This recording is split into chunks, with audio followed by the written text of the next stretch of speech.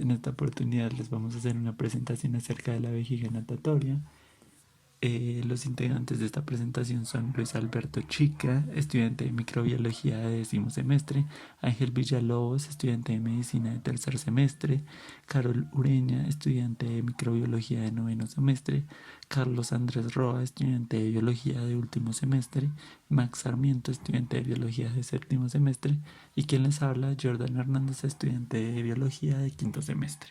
Esta presentación primero será mostrando una motivación, segundo una introducción, luego hablaremos de la historia en los estudios de la vejiga natatoria, cuarto cuál es la función de este órgano, quinto cuáles son los mecanismos y los principios físicos que están presentes en el funcionamiento de la vejiga natatoria, sexto cómo ha sido la evolución de este órgano a través del árbol filogenético y por último las conclusiones y las referencias de la investigación.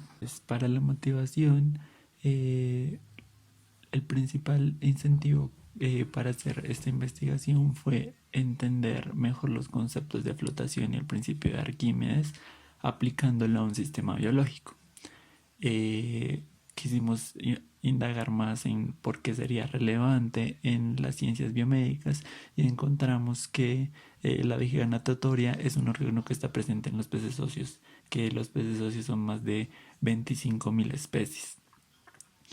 Y en medicina veterinaria se ha encontrado que este órgano puede verse afectado generando problemas en la flotación de los peces que termina en la muerte. Los veterinarios han atribuido estos problemas a los cambios abruptos en la temperatura del hábitat o a las malas condiciones del medio. Quisimos estudiar cómo funciona la vejiga natatoria y cuáles son los procesos físicos que podrían estar involucrados para entender mejor cómo podría darse este tipo de patologías en los peces. Bueno, en cuanto a historia, la primera persona en atribuirle un uso a la vejiga natatoria fue Aristóteles, quien decía que era un órgano más que todo productor de sonidos. Pero no fue hasta 1680 que Borelli le atribuyó su función hidrostática, y él argumentaba que los peces tenían control sobre la vejiga comprimiéndola o agrandándola de acuerdo a su voluntad. En 1807 De Laro fue el primero en mostrar que existía un intercambio gaseoso entre la vejiga y la sangre.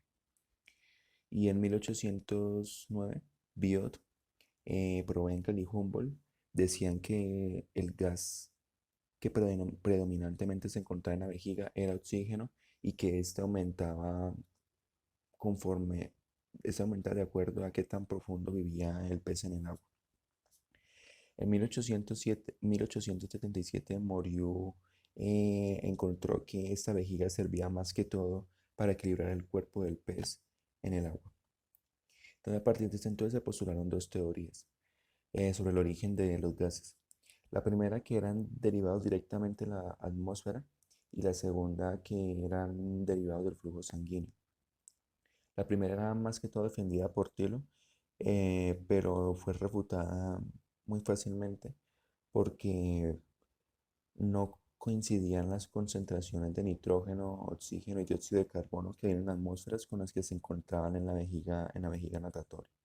Entonces se aceptó más que todo la segunda, la que los gases son derivados del flujo sanguíneo. Entonces, después se postularon tres teorías de cómo es que los gases vienen del flujo sanguíneo. La primera decía que pasaba directamente de la sangre al flujo sanguíneo. La segunda, que la vejiga era un órgano que bombeaba y forzaba la entrada de los gases. Y la tercera, que los gases eran resultado de las composiciones citoplasmáticas de las células. Digamos que la primera no hay mucha, pese a que hay literatura, no, digamos que no es muy contundente y no es tan amplia. La segunda, pues es la más aceptada hasta el día de hoy. Y digamos que la tercera fue descartada por el hecho de que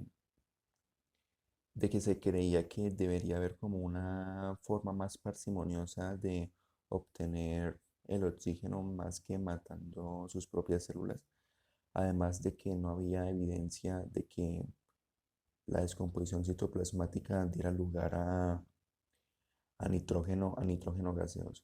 Entonces, más que todo, se aceptó la segunda, la de que la vejiga es un órgano de bombeo que fuerza la entrada de gases. Ahora, con respecto a la función, se sabe que la vejiga natatoria contribuye a la capacidad del pez de controlar su flotabilidad y así permanecer en una posición en el agua, ascender o descender sin tener que gastar energía en nadar. Esto sucede gracias a que la vejiga natatoria permite ajustar su densidad para que el pez pueda flotar a determinada profundidad.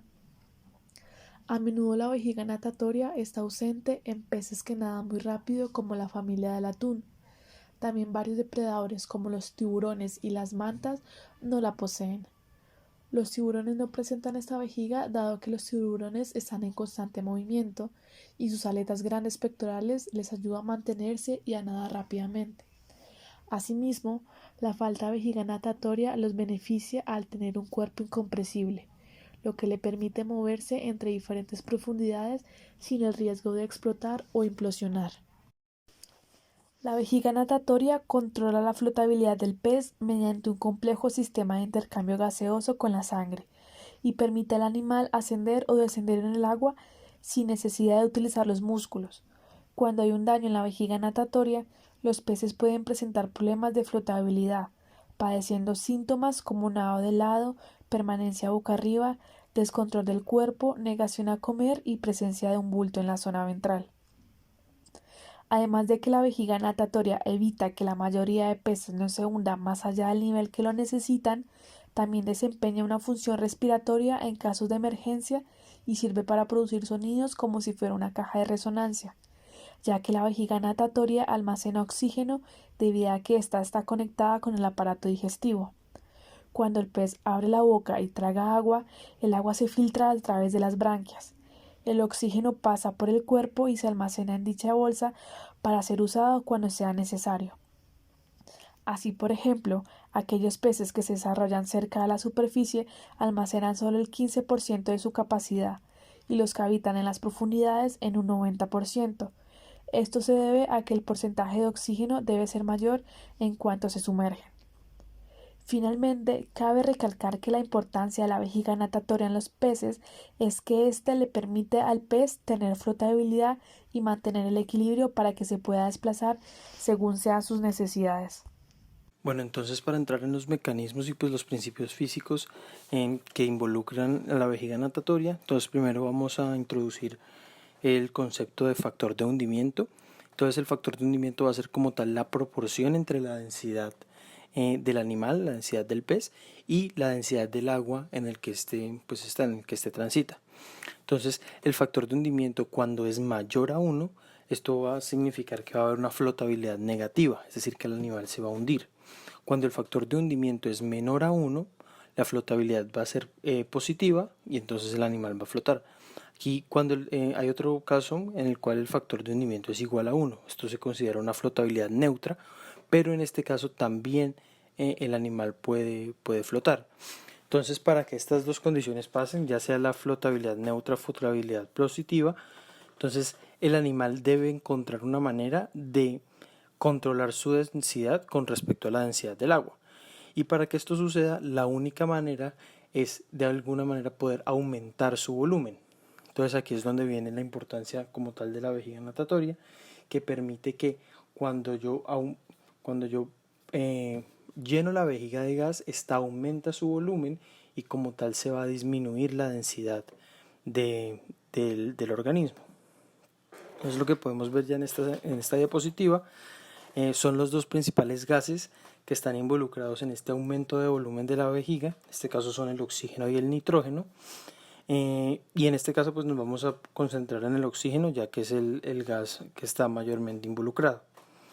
Entonces hay un órgano muy importante y es el encargado como tal de hacer todo esto, de inducir como tal el gas a la vejiga, y este órgano se conoce como la glándula de gas. Entonces en la glándula de gas va a haber una secreción de ácido láctico que también va a provocar una producción de CO2 y esto se va a ir al torrente sanguíneo. Al esto irse al torrente sanguíneo, a la parte de las venas, entonces va a producir que toda la hemoglobina que tiene como tal la hemoglobina que tiene el oxígeno desprenda el oxígeno. Entonces va a quedar en las venas va a haber una gran cantidad de oxígeno que libre. Entonces esto va a producir una presión parcial de oxígeno supremamente alta. Y aquí viene una parte importante porque cuando esto empieza a suceder, sí hay una parte de este oxígeno que inmediatamente a través de difusión se va a ir a la vejiga natatoria, pero no es todo el oxígeno, o sea, va a faltar mucho oxígeno que va a quedar en el torrente sanguíneo. Y aquí entonces viene otro órgano bastante importante y es el rete mirabile. Y el rete mirabile, el cual se define, es como una especie de zona en la cual tanto los capilares de las venas, o sea, tanto las venas como las arterias van a estar a unas distancias de difusión, es decir, que gases pueden pasar de una a la otra. Al ser la presión parcial de oxígeno mucho más alta en las venas, entonces va a empezar a haber difusión a las arterias. Esta difusión, se da precisamente por lo que les contaba, este rete mirabile lo que tiene es una configuración en hairpin que permite que esto suceda. Es lo que podemos ver en la figura de abajo. Y en conclusión, entonces, esta difusión va a hacer que la presión parcial de oxígeno en las arterias empiece a aumentar. Cuando la presión parcial de oxígeno en las arterias es mucho mayor que la de las venas, pues también va a ser mucho mayor que la que se tiene en el momento en la vejiga. Y entonces esto va a producir que empiece a haber difusión a la vejiga desde las arterias. Y esto es lo que va a producir al final de cuentas que se infle la vejiga. Bueno, entonces también es importante saber que el volumen como tal de la vejiga natatoria se puede modelar con la ecuación de los gases ideales. Entonces, pero acá hay una cosa importante y es que va a haber un ligero cambio en esta ecuación. Como ustedes pueden ver en la parte izquierda, la ecuación de la parte izquierda, entonces arriba tenemos la ecuación clásica de los gases ideales, siempre y cuando abajo tenemos unas componentes nuevas. Estas componentes son más o menos cómo se fracciona la presión total del sistema.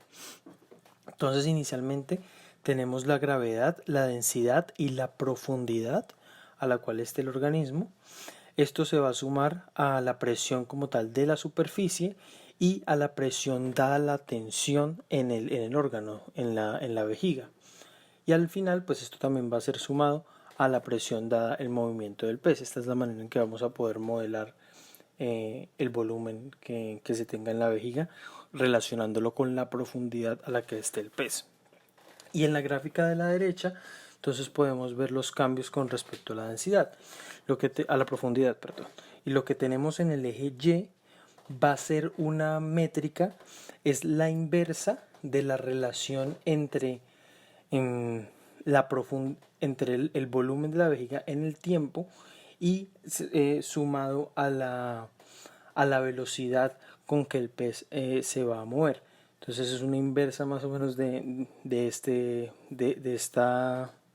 proporción. Entonces lo que vemos en el eje X, entonces tenemos la profundidad y entonces en este caso recuerden que es la inversa, entonces vamos a tener un aumento como tal de esta proporción a medida en que la profundidad se incrementa, hasta el punto pues de ya encontrar una asíntota cuando ya no se puede como tal tener un mayor volumen de la vejiga. Bueno, esto sí también es, si lo viéramos, si esto no fuera la inversa, entonces pues la gráfica lo que veríamos es que un valor bastante cercano a cero cuando la profundidad aumenta. Esto está entonces relacionado con la ecuación de la parte izquierda. A continuación explicaré la evolución de la vejiga natatoria. Esta se origina en principio de la laringe, al igual que los pulmones, por lo tanto ambos órganos serían homólogos. De hecho, en embriones de algunos animales, principalmente mamíferos, se ha encontrado que como precursor de los pulmones primero se forma una pseudovejiga natatoria. lo cual refuerza la conexión entre ambos órganos. Como tal, para la evolución de la vejiga se debieron desarrollar 3 componentes por separado y en el siguiente orden para que esta fuera posible. Primero, la secreción de ácido láctico. Segunda, la rete mirabile. Y tercero, el efecto Ruth. En lo que concierne a la evolución de la secreción del ácido láctico no entraré en detalles, pues este ya existía en organismos previos a los peces óseos, que son los que poseen la vejiga natatoria, pues es un sistema clave para la captura y fabricación de energía mediante el ciclo de ácido láctico, así como también para la captura de oxígeno. A continuación seguiría lo que es la evolución de la rete mirabile, la cual se originó a partir de lo que se llama la coroid rete mirabile o la rete mirabile ocular. Esta apareció solo una vez, es decir, solo ha tenido un origen evolutivo, el cual se traza a los ancestros de los peces de los teleostios. En este caso serían los peces de aleta radiada primitivos, como se observa en el árbol filogenético abajo. En este caso es la línea amarilla.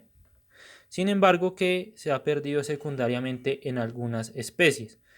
Este evento ocurrió aproximadamente hace 250 millones de años. Ahora, ¿por qué es importante que haya evolucionado previo a la aparición del efecto Ruth? Esto se debe a que sin esta capacidad no sería posible realizar el flujo contracorriente para llevar el oxígeno a la vejiga natatoria, lo cual es clave en el proceso. Adicionalmente, porque sin la rete mirabile tampoco habría una manera de redistribuir el oxígeno hacia los órganos, lo cual podría generar un déficit de oxígeno y podría llevar al pez a la muerte. En otras palabras, sin esta rete mirabile primaria no podría existir la vejiga natatoria. Finalmente, hablaré del origen como tal del efecto Ruth y de la vejiga natatoria en sí. Esta se ha originado varias veces, como se observa en el árbol filogenético en rojo, en algunos géneros correspondientes a los Elopomorpha, así como también a los Clupeiformes, a los Ostariophysis y, más importante, en los teleostios. Sin embargo, también se ha perdido de manera secundaria y de forma muy interesante su pérdida también corresponde con una pérdida primera de lo que es la rete mirabile ocular. Como se dijo antes, esto se debe al hecho de que una no puede existir sin la otra. Debido a su evolución convergente, el mecanismo genético para su evolución aún se desconoce y es específico para cada uno de los grupos anteriormente mencionados. Al finalizar esta investigación, podemos concluir que este trabajo aporta un nuevo ejemplo de paralelismo entre la historia de la ciencia y el proceso de enseñanza. La utilización del ejemplo de la vejiga natatoria, órgano que posee la gran mayoría de especies acuáticas que usan para cambiar la profundidad a la que se encuentran. La utilización del ejemplo de la vejiga natatoria de los peces para comprender el principio de Arquímedes surgió con anterioridad a la explicación de cómo funcionaba la vejiga misma. Si es más, la comprensión de cómo funcionaba este órgano con respecto a la anatomía del pez y a los fenómenos físicos que jugaban un papel importante tomó años para ser clarificada por parte de la ciencia alternativa al haber muchas variables y teorías propuestas por diferentes científicos y pensadores de la era antigua. Cuando en el ámbito educativo se menciona la vejiga natatoria, se le refiere como un órgano de función hidrostática de estabilidad, ayudando a aumentar el significado del concepto de flotabilidad. El papel hidrostático de la vejiga natatoria, que ayuda al pez a permanecer a una profundidad determinada, se da cuando comprime su vejiga, cuando el cuerpo del pez experimenta presiones altas, que significa que el pez está bajando en el mar, está bajando a profundidad. Y de modo opuesto, se hincha la vejiga cuando las presiones bajan sobre el cuerpo del pez, significando que el pez está subiendo. Aún así, el pez no puede oponerse a esto, ya que la sencilla razón es que las paredes de la vejiga carecen de fibras musculares que permitan variar su volumen activamente. Esto se probó por muchos experimentos que se hicieron sobre los peces. Evolutivamente, la vejiga tuvo otros fines en los peces más antiguos y también en la mayoría de los peces. Algunos la utilizaron como pulmón acústico, el cual podía ser cargado o recargado, incorporando aire de la superficie. En otros peces, la evolución no fue en la misma dirección, sino que desarrolló otras funciones como conexiones con los oídos, haciendo una especie de hidrófono o para emitir sonidos. Aún así, la actividad primaria de la vejiga natatoria es mantener al pez en estado de flotación neutro, es decir, un órgano hidrostático.